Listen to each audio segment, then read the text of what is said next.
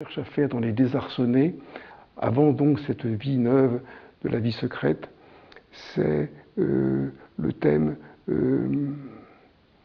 comment dire, dans nos vies, il faut passer plusieurs fois sans doute par la case départ. On ne peut pas faire sauter, guérir les angoisses. Il faut, comme un peu au jeu de loi, renouer avec la naissance, avec la détresse originaire, avec la suffocation, la détresse, le fait de ne pas pouvoir, ne plus pouvoir dormir, de ne plus avoir faim, de ne plus manger.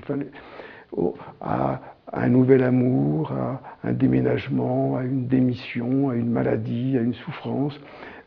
On a comme ça cet abîme dans lequel il faut recommencer. C'est à la fois l'épreuve la pire et c'est dans le même temps ce qui permet la renaissance pure. Si on accepte de souffrir, de dérouiller complètement dans cette souffrance, quelque chose peut renaître et alors les couleurs, le printemps, la beauté du monde reviennent comme à l'état natif, comme lors de la naissance.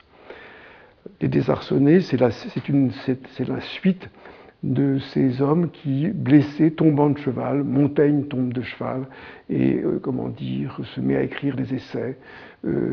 Saint Paul, sur la route de Damas, tombe de cheval et change de prénom, de Saül devient Paul, et, comment dire, de juif devient chrétien, commence une nouvelle vie pour lui. George Sand tombe de cheval alors qu'elle voulait se suicider et elle entame un destin d'écrivain. Donc, beaucoup d'autres auteurs, Abélard a commencé à écrire sur Héloïse, que 12 ans après sa castration, alors qu'il était tombé de cheval près de Nantes.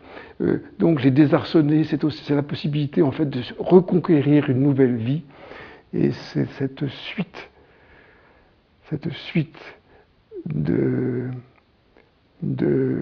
comment dire, c'est des hommes miraculés, disons, c'est une suite de miraculés que ce livre que j'ai tenté d'écrire.